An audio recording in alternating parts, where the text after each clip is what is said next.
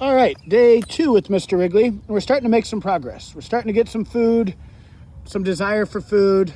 You know, the comfort's getting slightly better. Still pretty shut down, pretty apathetic most of the time, but he will take food. Earlier, he was taking like 5 or 6 treats, and I thought we were getting somewhere.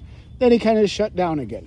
And now this time it seems to be if I put the food on the platform and not directly out of my hand. So out of my hand, he wants nothing to do with it. But if I put it there, he'll eat it half the time. So all we can do is just sit back and observe. Most of dog training is observing the dog and seeing what we're working with and looking for an in, looking for some type of in of how do I get my foot in the door with this guy to get him wanting to do the thing I wanted him to do. You know, and food, fun, you know, are the ways we try to train. Fun and dog training should be indistinguishable. He shouldn't know we're doing training. We just want him having fun, and we slip the training inside the fun.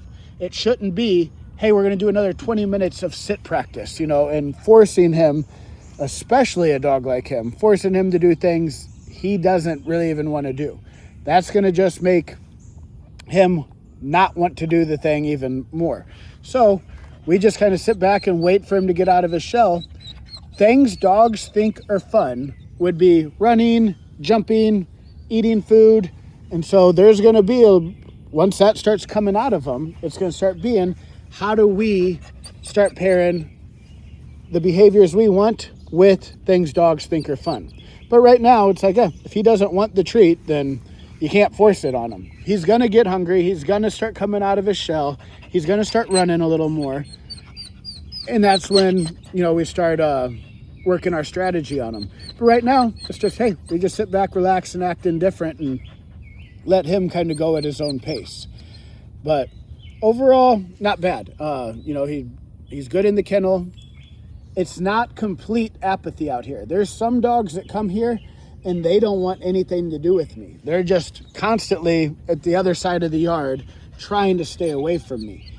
Not only will they not take food, they don't even want to be in my presence. So we're not there, you know, with him. He'll stay kind of close to me and he just won't really take the food, doesn't really run too much. He's just kind of in his shell, which happens, you know. So we're just kind of waiting on him. And I try to get him following me, if nothing else. It's like, well, can you get us at least just following me? That's kind of shaping the recall of like, hey, follow me. If we can get the follow me, get food, that's when the ball's really going to start rolling. But until then, I just move away from him, act as if I don't care if he's by me, and wait for the food to start working for me and get him more comfortable. And then Nala's going to play a role in hopefully getting him out of his shell. So there's a lot of things we're waiting on. But again, we're just waiting to see how do I get my foot in the door with this guy. And then we start taking an inch. And then we take another inch. And then we try to get him wanting to do the things we wanted him to do. So we're getting there.